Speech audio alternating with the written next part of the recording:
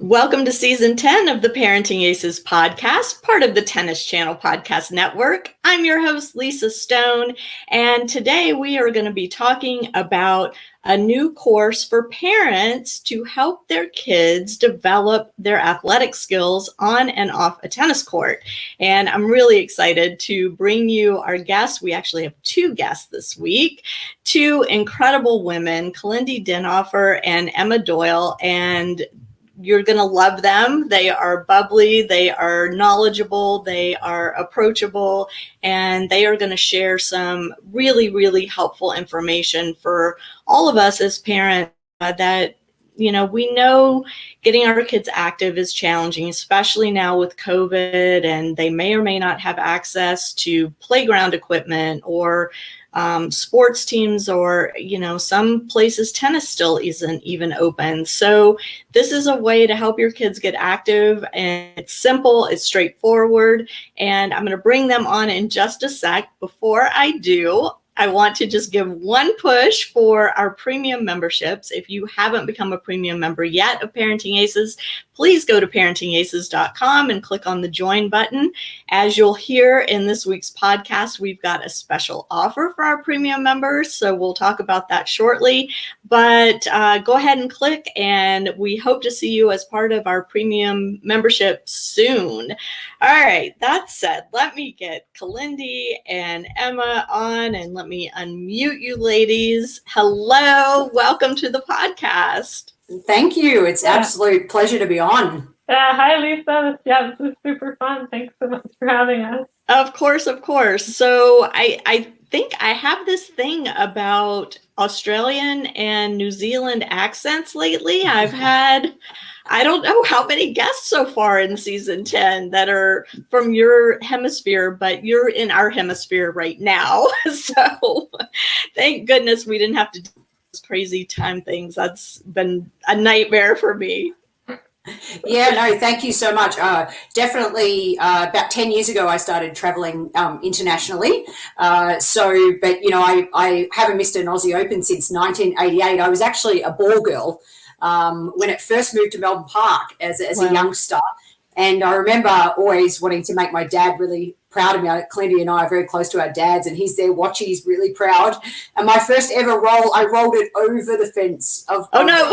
Yeah, I held on to it a bit like anyone can relate on the ball toss on the serve. When you end up just like gripping it a bit tight, you shank it. I shanked it. I shanked the roll over the fence. But that's, I have a bit of a global triangle between Melbourne, Glasgow, Scotland, and Denver, Colorado. So very fortunate that tennis has, for someone who was pretty average as a kid, playing wise, I didn't really ever even represent my country as a player, but have had those opportunities as a coach. So Australia's very dear to my heart, and I also love now being able to impact here in the States. So thank you, Lisa, and I appreciate everything you do as well. I think definitely premium membership all the way, baby. I love it.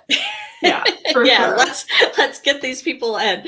And Kalindi, give us a little bit of your background. I know Emma is a coach. She's a presenter. She travels all over the place. The first time Emma and I met was at the WTCA conference in New York. And, we've kind of stayed in touch ever since. And Kalindi, you and I connected through Emma, but tell us a little bit about your background. Yeah, so I have what you're doing with educating the parents is really incredible to me, because I had the experience of, I was a competitive junior athlete and my dad was my coach. So I got to have very firsthand experience of the, amazing positives of that, and then also certain challenges related to it. And then, separately, I'm an only child, and my dad started this like crazy tennis company selling training aids when I was like 1 or a few months old or something, and everyone told him he was crazy. They're like, you're never going to succeed selling training aids. Who's going to buy those crazy, kinesthetic devices? But, lo and behold, I'm 27 and we're in our 27th year as a company. So something about the insanity paid off. And I grew up being the guinea pig for all of the kinesthetic training aids. And it's actually really cool because, I can attribute that type of learning. I'm so far from a natural athlete. Like, I'm incredibly clumsy. I had to be taught how to skip over like many hours and jump rope, like things the neighborhood kids were just doing. And I was like, how do you do that? So my dad very patiently taught me how to skip and jump rope. But yeah, the training is like, I didn't start tennis until I was like 10 and a half, 11. Like my dad, of course, wanted me to play. He was, crazy passionate about tennis and would try and get me out. But I was scared of failing. I didn't want to make a mistake. I didn't want to let down my dad. I was like, I don't know about this. I'm going to stick to dolls. Those are pretty safe. And what clicked for me was when my dad pulled out this kinesthetic training aid, which was a ball on a stick and the ball rotated, to give a feeling for brushing up, to get a feeling for hitting topspin. And I had that success of hitting a topspin forehand for the first time. And after that, I was like hooked. I was like, wait a minute, this feels really good. Like, this is super cool. Like we're all tennis geeks here. That feeling of a tennis ball connecting to the racket, it's amazing. And yeah, so I continued to be a guinea pig for all the training aids. And yeah, I've dabbled a little bit in some coaching myself. I've also a teacher for yoga and mindfulness, and have, seen how the brain works in relation to these types of learning. And yeah, it's a family business, and I'm continuing to, be involved in it as an adult. And I'm really passionate about sharing these things with parents and players and coaches, because I don't think it's talked about as much as it should be. And it really does make a difference in, getting kids excited and passionate about tennis and succeeding and having fun and building self-esteem. Sure. So we talk a lot at Parenting Aces about building the athlete first and the tennis player second. And part of building the athlete is getting them used to different movements, understanding how their body works in relation to the world around them. And so I'm wondering if one or both of you can kind of give our viewers a bit of background on what kinesthetic learning is, because we're going to be talking about your Kinesthetic Learning Academy. And I want to just make sure that our viewers kind of understand the premise behind it. Yeah, absolutely. I would love to take that on, and especially, I guess, similar to Kalindi in the fact that I learn very much best by doing. So make no mistake, what is kinesthetic learning? It's learning by doing. And maybe some of your listeners can relate, or maybe they're watching their child at a tennis lesson where, they're all revved up and excited to go, and then the coach just stands there and talk. I call it war stories. Yeah. And look, I'm guilty of that in chapter 1 of my coaching life. I think someone told me once I had verbal diarrhea, and that's fair enough. I did. So getting, kids, like I've never met an 8-year-old that's ever pulled a hamstring, right? So, we don't need a traditional warm up. Let's get the kids having fun. Let's get them activated, and let's work on what I call cross-body coordination. So the story Kalindi just shared is actually really common. How many kids, like, for example, when they skip, the same leg goes with the same arm. So in tennis, the upper body does one thing and the lower body does something else. So in many ways, the kinesthetic learning products, so it's basically we're changing the equipment so that the child can experience things like cross-body coordination. Can I move this hand across to this side of my body? Can I touch my opposite foot?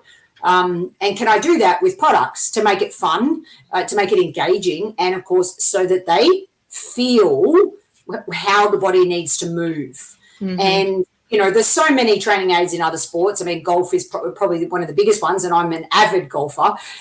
So I'm always experimenting with those products, and it was definitely my dad as well, like Kalindi. He, on my backhand, I remember I had a continental Eastern grip, and one day he tied a jumper, or a sweater, I should say, here in the States, around, my arm here, and he kept this arm in, but he left this one free so that I could, my top hand just being dominant on the backhand. It made such a difference just by tying a jumper around my body.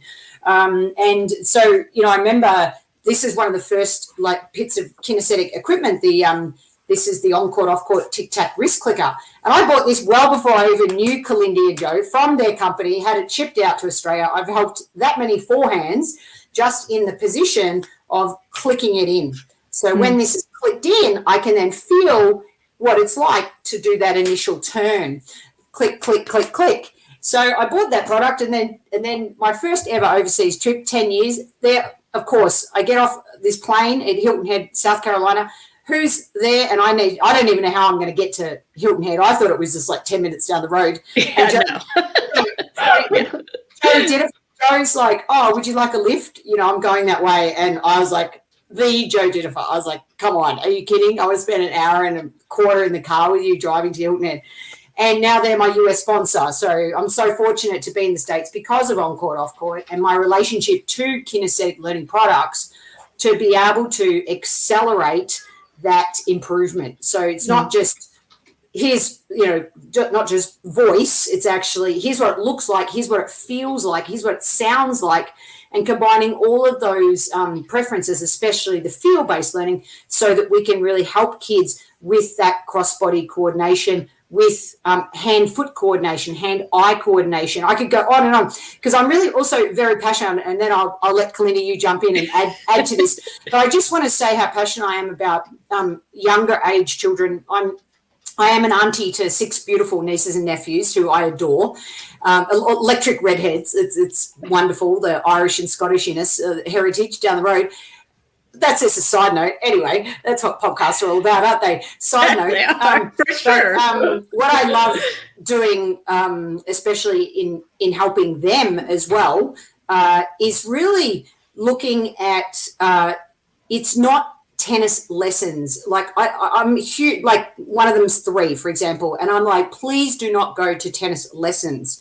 What we need to do is put you in fundamental perceptual motor skills, throw and catch, locomotion, and striking. Like anything that does that, and kitty gym, or feeling the body. All my programs, pre-6 are all about what is the body doing, how is it moving, and how can we use equipment to help you feel that, and even up until even 7, 8, huge fan. Otherwise, kids just get burnt out with tennis, right? As a sport. So and we have a problem, at least in this country, of kids specializing younger and younger, right? And they don't learn those basic skills. Yeah. I mean, I'm with you, Emma.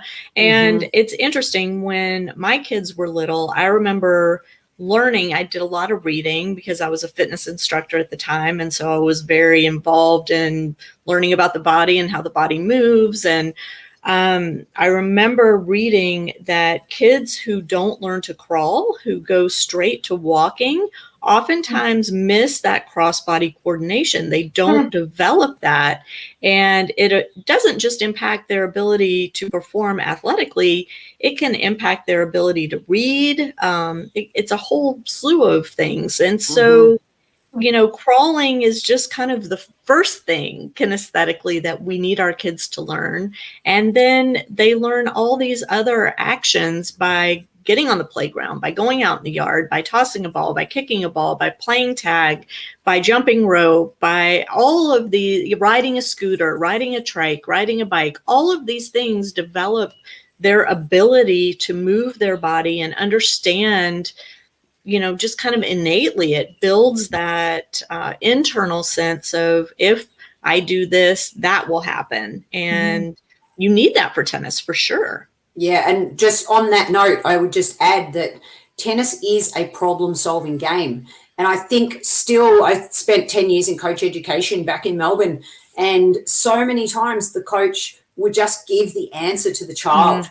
And, I'm definitely on a global mission to help balance that out. I'm not saying that's sometimes, yes, you need to give a direct command. I'm not saying you don't, but the more you can unlock the learning within the child, that is how, what you say here on Parenting Aces, how you build the person within the player at the same time. So kinesthetic learning very much does that, because it's rather than me saying, hey, shorten your swing, we just put the backswing solution on you and you have to shorten the swing, without me saying it, and with always a tactical objective in mind. I'm big on that as well. So, and Kalindi, I know your dad did a bit of research as well with regards to kinesthetic learning. Can you tell us a bit about that?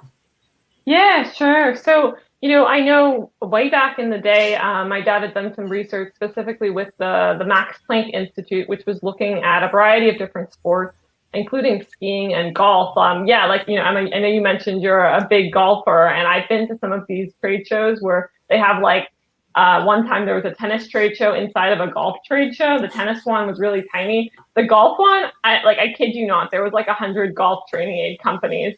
And I was in tennis, there's not very many training aid companies because no one's crazy enough to do that. But in golf, there's a lot of them because it's like everyone gets how like important it is. But yeah, I mean, basically the research shows that when you start to unlock and utilize kinesthetic or feel-based learning, you speed up improvement by 200, 300%.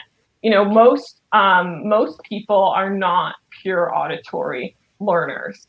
In fact, it's a really small percentage that are pure auditory learners. But as Emma, as you mentioned, coaches work from that perspective, and I'm guilty of the verbal diarrhea problem myself.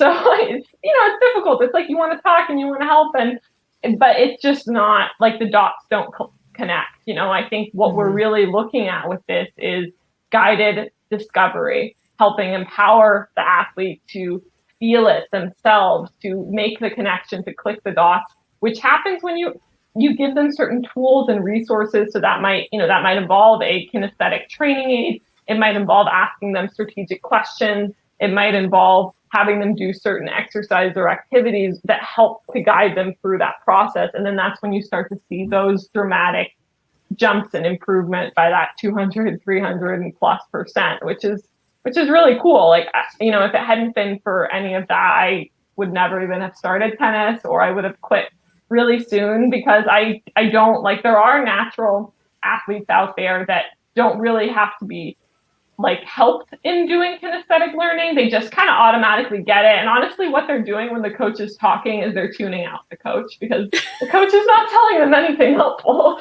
They just get it themselves. They watch and they try and they feel and they just get it. But that's a small, percentage. And there's so many other kids that can be empowered and can learn these skills. And yeah, it's not just about tennis. It's at that point, like, it helps them to feel more capable in general. Like, now, thanks to some of these skills I learned, I think if someone saw me hit a tennis ball now, even though I'm not playing that often, they think I'm a decent athlete. And that's probably translated to other sports or other activities that I've tried. I'm still not like the world's best athlete, but I've learned certain motor skills that, like, hey, that's cool. Like, I'm more coordinated than I was at age 8. Well, one of the things I think is really cool with all of this too is this isn't limited to beginning athletes, right? It's not limited to young children. We see professional tennis players on the tour, top players, constantly making these little tweaks to their strokes and their on-court movement.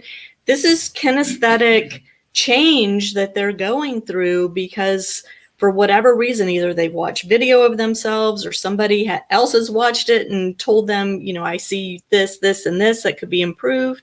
And then they get out on the practice court and they unlearn what they've been doing and relearn something else by actually doing it. You can't learn it just by somebody telling you or by watching it on video.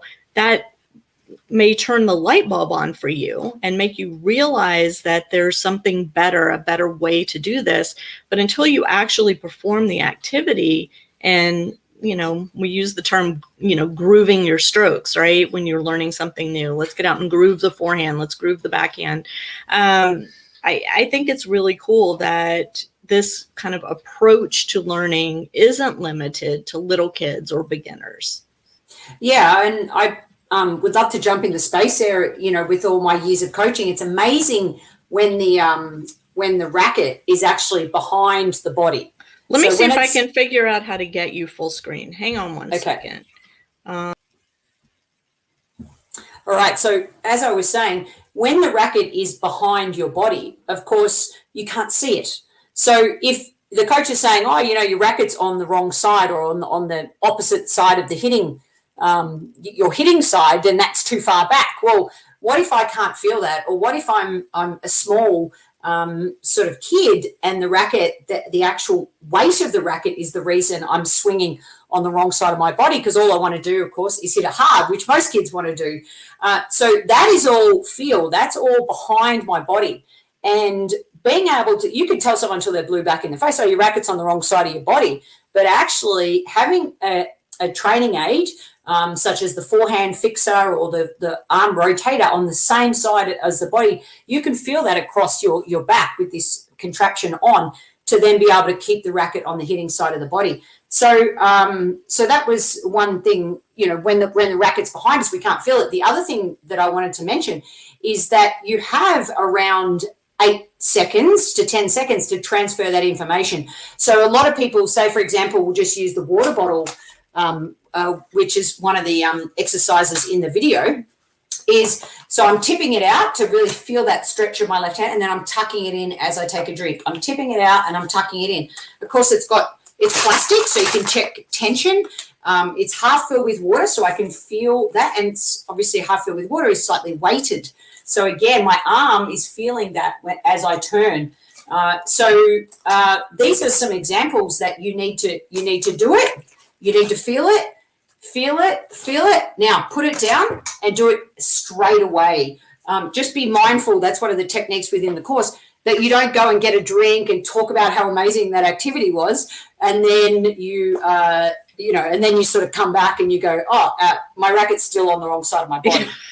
So that's just another one of the little subtleties within the course. And the other thing that, there's actually 90 videos in there, which is a little crazy. I think Kalindi and I, when we get together, we just, our brains explode.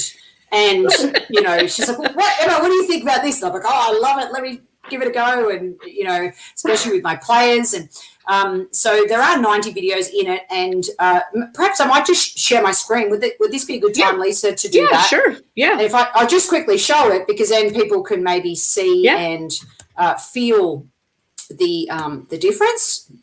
Yeah, perfect. All right. So I'm just going to click.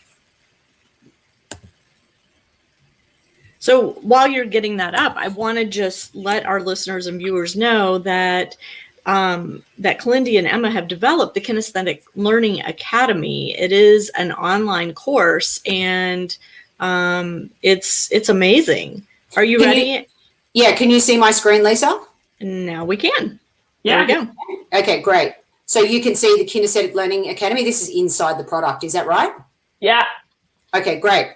So you can see here, I just wanted to show you, because you were asking about all sorts of ages. So really, because of COVID, all these sort of, notice here, these are under 8 challenges. And again, because of the pandemic, these are all things that you could do at home, and they're using fry pans and frozen peas. And so we're talking about no tennis equipment for children under the age of 8. So that's where it starts. Then we've got tennis equipment for children under the age of 8. Then we've got sort of even some post-COVID safety tips around how different ways of picking up the ball. And then it's my fundamental belief that everyone can rally. Even 2-year-olds, give them a giant Swiss ball and they can push it back and forward with a parent or a sibling. That to me is a rally. So these are the 10 regression steps on how that everyone can rally, with step 10 being with 2 rackets. And then you see we've got under 10 for different reception series, and some great kinesthetic equipment from on-court, off-court, like the catching racket example. We've got a hoop series, fun with a partner that they can do up and down the driveway. So a lot of these were born, as I said, with the pandemic. Now, this little series here is for children 8 to 12 years of age, and this is all about how do you fall in love with the continental grip. So this is how do you get your continental grip license. And then we've got the 2 biggest issues on the serve, your rhythm and your ball lift. I call it Dr. Ball Lift. So that's a whole series on that. Then we've got 10 plus. So this could be adults, this could be your green and yellow ball program. But as you can see, there's a series on the serve. There's a series on the forehand. And in brackets is all the on-court, off-court equipment. We've got the backhand, the volley, and then the bonus is the footwork series. So we've got 12 different sort of footwork activities using the equipment. So I'll stop sharing there. But I just wanted to I thought that might make a little bit more sense, Lisa, to actually show. Yeah, for sure. Show the course. And And I'm going to just put the link to the course up on the screen now too. For those of you who are interested in the course, this is the link to actually purchase it. Yeah. Or to take a look at it first. Yeah, definitely. There's a landing page there, and we've got some examples in there. I think Kalindi and I have done a whole webinar on kinesthetic learning. So if you want more information, go and check that out. And of course, just for the next 24 hours, just for listening, because you're halfway, or we're almost over halfway already in the podcast, we'd love to offer just your listeners 50% off the course, which takes it to less than $50 or something. Kalindi, you're all over the numbers. Yeah, definitely. I think it's like closer to 40 even. Like it's very, very, very affordable. And again, 90 videos. How did it turn into 90? Emma, I think I said like, hey, maybe we should do 1 or 2 videos on something. And then Emma says, well, this weekend I did like 40 videos. No big deal. Yeah, because I'm passionate about it. And there's, things like homemade equipment as well. Like, so, you just cut a tennis ball in half and you put these under your heels or your toes to help you on your serve, to help you give a bit of extra spring. I love that. Homemade equipment, as well as lots of equipment through on-court, off-court. But the course is just, for parents, just to get some ideas of what they can do at home with their child. Because let's be honest, going to a tennis lesson once a week, tennis lessons are not the sport. Tennis is the sport, right? So, yes, I'm not saying don't take lessons. I'm saying, what else can you do to actually complement the lesson so that, you can fall in love with all sports, which, of course, Andy Murray played soccer up until he was 14, Nadal also soccer, but so many examples of cross sports and playing that as long as you can before you specialize, which we mentioned earlier. Yeah, for sure. And let's just say, too, that this course isn't limited to parents. Certainly, coaches could benefit from learning these activities and incorporating them into those lessons or into the group lessons for sure. And, maybe the kids that aren't actually having the time where they're hitting balls can be performing some of these activities while they're standing in line waiting, right? I have to jump in. Sorry, Kalindi. Hashtag, Kalindi doesn't mind. I know, we get along great. Right, hashtag no more lines for the rest of my life. Like, I'm on a couple of global missions, but that is definitely one of them. There is no excuse. And even again, the pandemic has helped us create stations.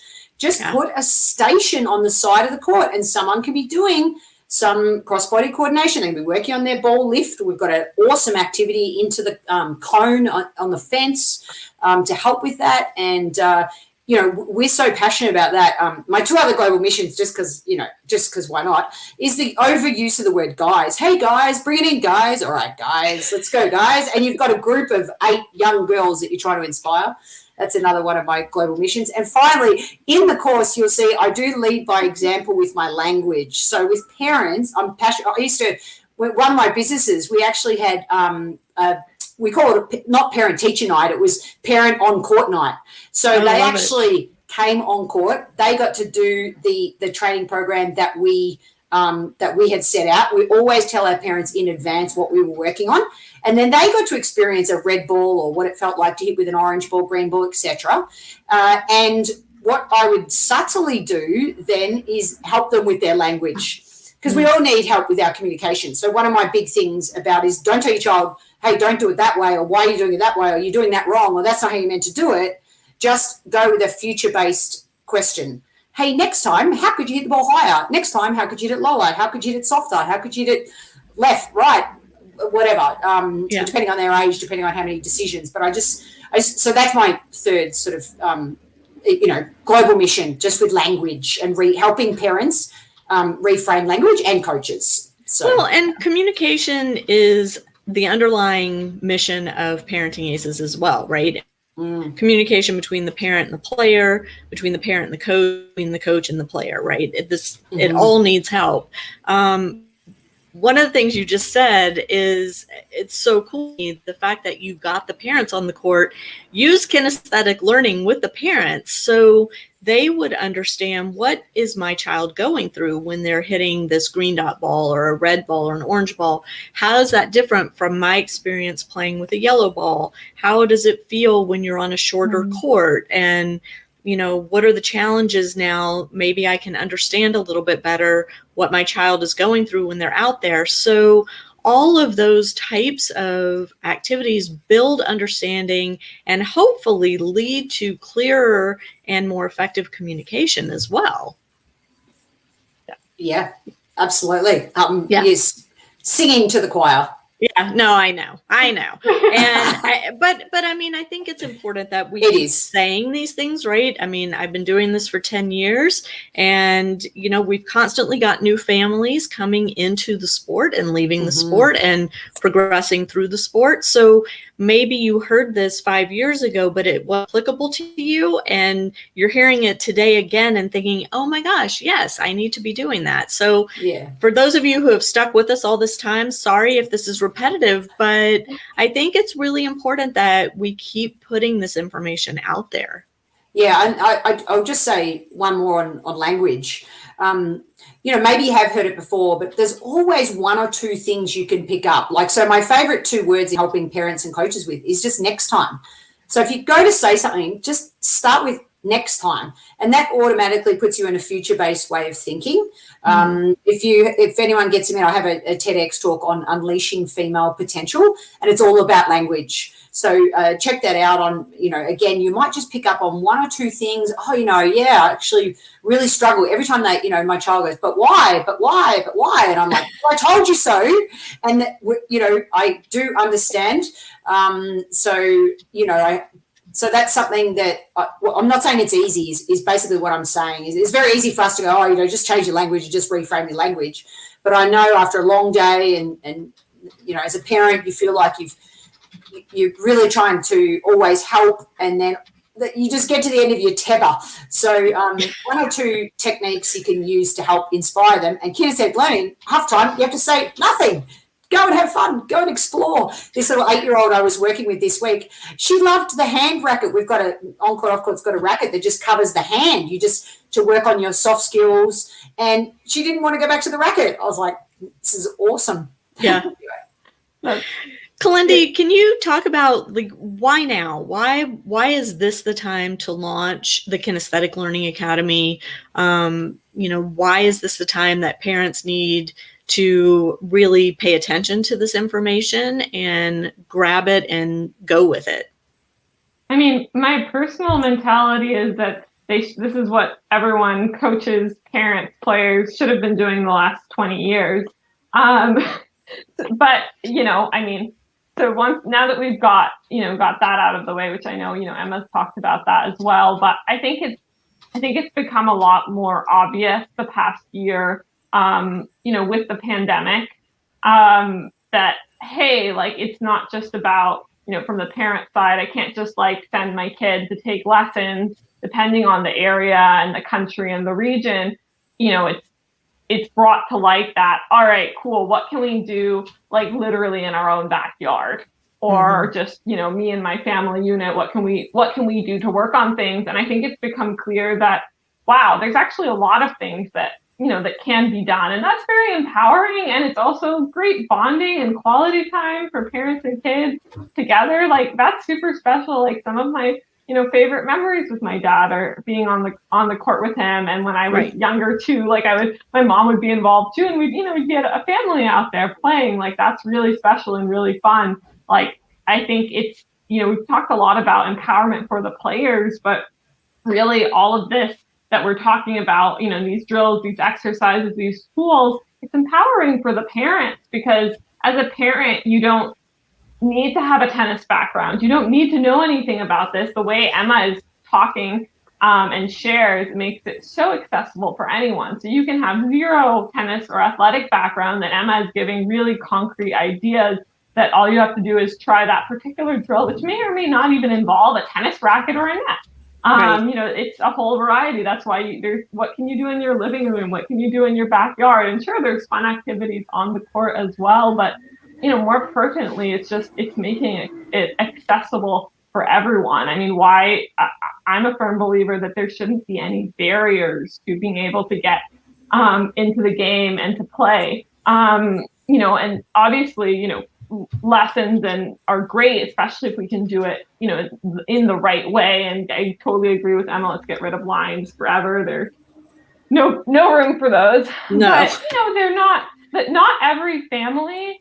They may want to take lessons. They may not be able to afford those lessons, or they may not be able to afford as many lessons. And I don't think that should be a barrier to getting into playing and to being able to play. Right. I think what we're trying to do here is dissolve barriers and make it more accessible for more people, empower more parents, players, and coaches. And we talked about parents and coaches being able to learn from this. Players as well. I mean, not a young kid isn't going to go and watch this by themselves, but a teenage kid that is picking up the game and is excited about learning and improving, they could be following right along to Emma's tips and then go and try it, with their sibling or with their friend, or they might be the ones that have watched it and said, hey, mom or dad, can we try this? Can you do this with me? Mm-hmm. Or they might watch it and maybe they have a coach and they might say, hey, I saw this amazing drill idea. I'd really like to use this to work on my serve. I mean, I think that's one thing that we see a lot in other industries, like golf comes to mind. Players are really empowered and proactive in golf. And there's all these training aids out there, and they'll go and buy the training aid by themselves, and they'll watch the video and they'll go and practice it. And if they're working on it with a coach, they will tell the coach about it and get the coach to help with it. I think tennis players could be a lot more proactive in general. And, that obviously starts from it's a whole what came first, the chicken or the egg. I think if the parents and coaches can be empowering players to be taking this on their own, then more and more players will also take it on their own. But as more players get empowered, they can in turn inspire the parents and the coaches. But yeah, especially teens. And honestly, like all of these exercises too, if there's like an adult player at any age that has never picked up tennis and wants to try, they could follow right along and do this themselves. Maybe they have a little kid too, but then they could be learning it with their kid, or maybe not. I think it's accessible to everyone. Well, and especially now with so many people still working from home, what a great way to take a fitness break, right? And, we're sitting at our desks and we're isolated and all these things. And maybe we live in an area where our gyms are not reopened yet, or, sports facilities are not reopened yet. This is a way to get physically active for the family, for everybody in the household. And, you can do 5, 10 minutes, 15 minutes, and really have, that little break in your day and kind of, get some movement in your body and all of these things that I think a lot of us, after a year of, being isolated with the pandemic, are hungry for these little bursts of activity that we can do that don't interrupt our workflow, but rather kind of, re-energize us to get back to our workflow. Yeah, 100% agree. There's plenty of tools there that you can do, and you should see my garage. It's hilarious. Well, I at the beginning of the pandemic, I ordered exercise bands, hand weights, and tubing.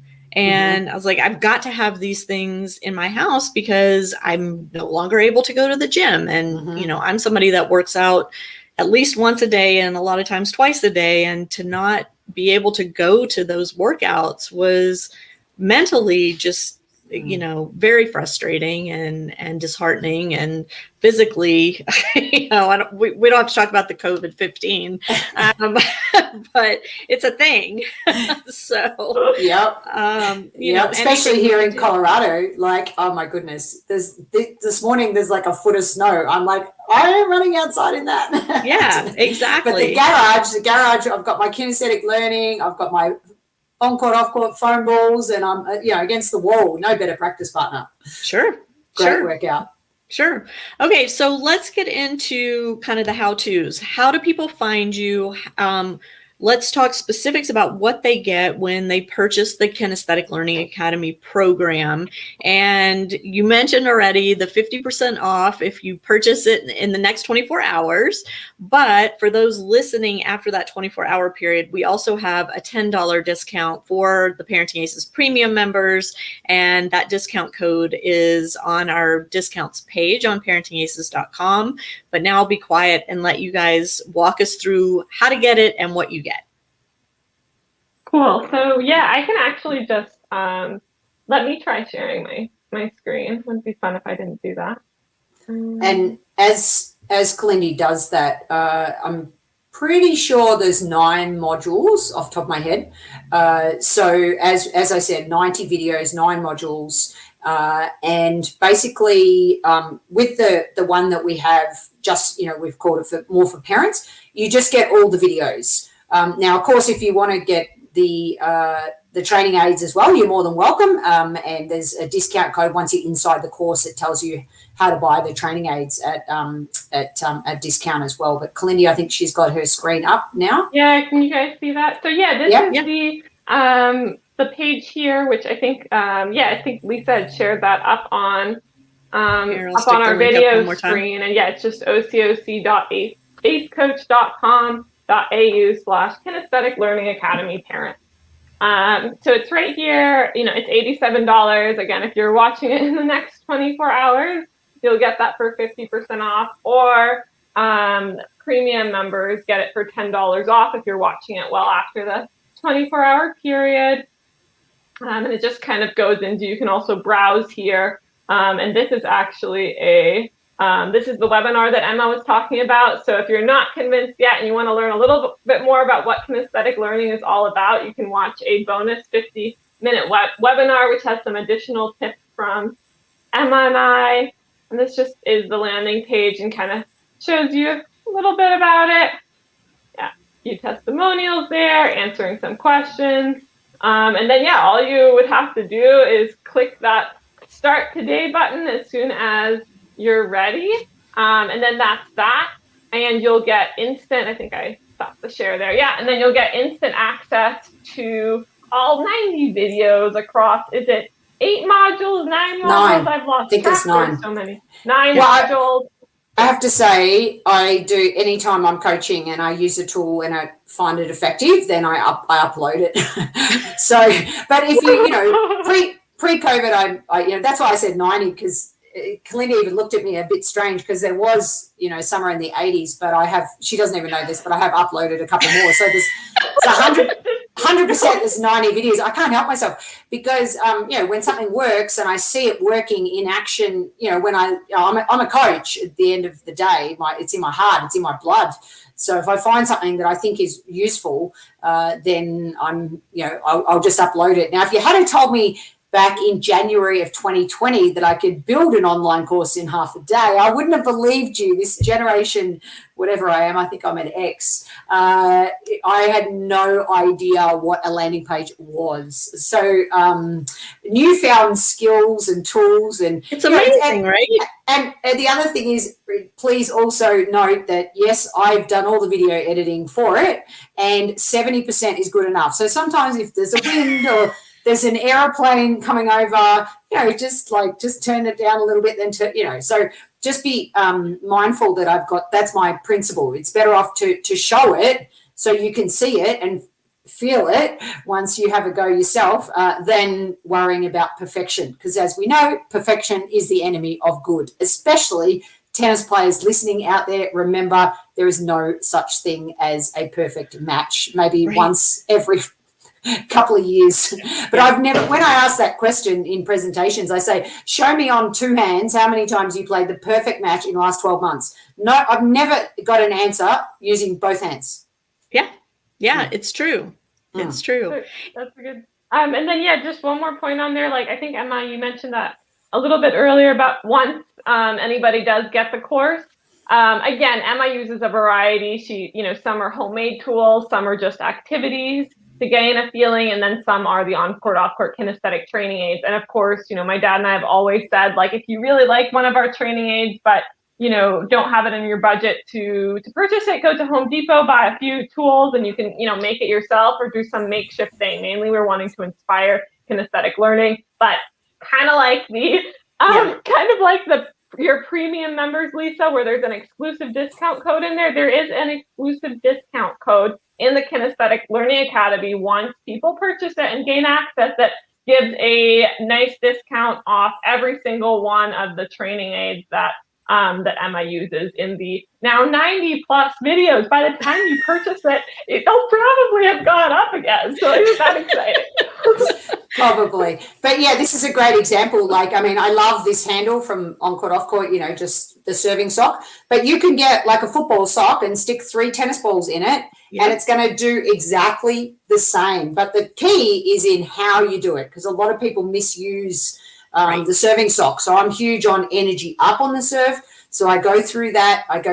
On how to get your continental grip license. And in that series for children age 8 to 12, I gamify the whole thing, which, of course, sometimes kids don't want to play with their parents, right? But, however, can you believe that? Unbelievable. Now, here's the thing, though, Lisa. If you put out, for example, one of the gamifications, and I give you 5 different ideas, but is a ladder, right? And each time you pass a level, you put the beanbag in one square in the ladder. And the goal is to get to the end of the ladder, and then you'll get your continental grip license for whatever, whether it be the volley or the backhand or the serve, as an example. So rather than the parent having to come up with these creative ways to motivate the kids, I pretty much give you these ideas. Yeah. And even if you didn't have a ladder, piece of chalk in the driveway, like old school hopscotch, and you draw the lines, and all of a sudden you now have created a game for your child that's going to take up maybe you only get through 2 levels in half an hour, and then the next day, what level are we on? So, there's so many cool things within it. I sometimes forget, actually. I forgot about that. There's the whole gamification in there as well, which just means using game-like mechanics and thinking to make the learning environment fun and engaging, which, of course, again, sometimes parents need just help with the ideas. Yeah. And there's nothing wrong with that. Well, and I feel like after a year of being home with our kids, right, it's like, oh my God, if I have to come up with one more thing to entertain my kids, I'm going to tear my hair out, right? It's really a challenge. So to just kind of have this, and I hate to say spoon-fed, but really you are spoon-feeding these phenomenal ideas to the families. All they have to do is watch and implement. You don't have to come up with anything. You don't have to be creative. It's here. Take it, run with it, get active, get your kids active, get them excited about getting to be better athletes, and in turn getting to be better tennis players. Couldn't agree more. Would you like a fortune cookie? It's my little fortune cookie ball. Would you like one, Lisa? Yeah, please. Yeah. So then you can put little positive quotes at the end of your little practice with your player, cut open a little ball, stick some positive messages in it. Lisa, what did you get today? I either win or I learn. That's what you got today. I love that. So many little ideas, that we can do to just make these learning environments and most importantly, just help kids fall in love with being active. That's our, overall, that's what we want. We want kids to be healthy and active and enjoy being physical. I love it. What's next on the agenda for Emma Doyle and Kalindi Dinoffer? What's coming? Oh, can I share? Oh, you're not asking my permission, because I, of course, give you permission. Well, Kalindi said to me the other day, again, born out of the pandemic to work on my fitness, so to help with COVID-15. One of the things that I started doing, and this is controversial, so I'm just prefacing it, I started enjoying a little bit of pickleball. Now, I'm still a tennis lover. Oh, Lisa. Oh, no. Oh, no. Have I lost? No, it's okay. It's okay. Sure? Yeah. Okay. All right. We can still be friends. I love tennis. Okay, so let's make no mistake, and I still love hitting tennis balls, but I needed something to do in smaller space and again, just for a bit of fitness, literally for fitness. Anyway, I started doing that. And then, of course, I couldn't help myself. Kalindi said, well, what do you think of this pickleball arrow and pickleball this and pickleball that, and I go, oh, let me have a play, let me have a go, and so there's 28 videos at the moment, and soon to be 90. Kalindi doesn't know; she doesn't even know this yet. I'm just telling her now, and I've edited already half of it, and again, they're garage and driveway and on court, so similar to the Kinesthetic Learning Academy. But I am a tennis lover. I mean, that's what's next for us, just on the side. But to be honest, I'm really excited about presenting this weekend at the Winning Summit. It's called, it's basically how do you coach, I know you'd love this, Lisa, identity. So it's not just tennis. So it's my chosen identity word, which taps beautifully into, I think, what you're all about, is curiosity. And my talk is who stole your curiosity? Because we're born innately, as we said, usually we crawl before we walk and then run. And so all of a sudden something happened and somebody stole that from you. So my whole presentation is about how do we get that back? How do we ask questions? How do we engage? How do we drop our assumptions? And how do we go with the or statements, I wonder, or imagine if, which is so kinesthetic. So that really, I think it'll be just finished when this episode comes out, but you can go back, I'm sure, and have a look at it. Not trying to promote it, I'm just saying that's what I'm excited about right now, because like you, Lise, I shorten everything in Australia too. Sorry, I just called you Lise. That's okay. We believe in, my number one goal as a coach is to develop the character of the player. So that's how you started this podcast. So I just thought I'd mention that because I'm so into that and continuing to present. And Kalindi and I do a lot of webinars together, and I love everything that she's doing as well in the mindfulness space. We both are big into mindfulness coaching. Hello. And anyway, we could leave that bit in. Okay, there we go. Sorry, it's okay. It's in the other half of the house. It's okay. No worries. Anyway, Kalindi, I'm calling you. You better take it away from here. No, it's not even. It's not. I promise. I know how to silence my own phone, but it's. I guess the acoustics, and this is what happens when you have work from home situations. At least I mean, I know my husband and I are in and out of each other's space all day long. So. But yeah, I love it. Emma's attitude is, this is why I love working with Emma, because I'm like, Emma, do you think you might want to make like one video with one of our new products? Here, try it out, see if you like it. And she's like, no problem. I turned that into 5 series, 50 videos. It's a whole like course now. So what are we doing with it? That's awesome. Anyway, this is Emma. Emma is an amazingly motivated overachiever, and it's so much fun working with her. And yeah, the Winning Summit also sounds amazing. I think I saw that on your Facebook, and I was like, okay, I need to be checking that out. Like, I love Emma, everything Emma does in all of the spaces that she does it. And yeah, we're both super passionate about the mindfulness coaching. From my side, if I can share just briefly, Please. kind of one of the things I'm up to. This is another one of the online courses.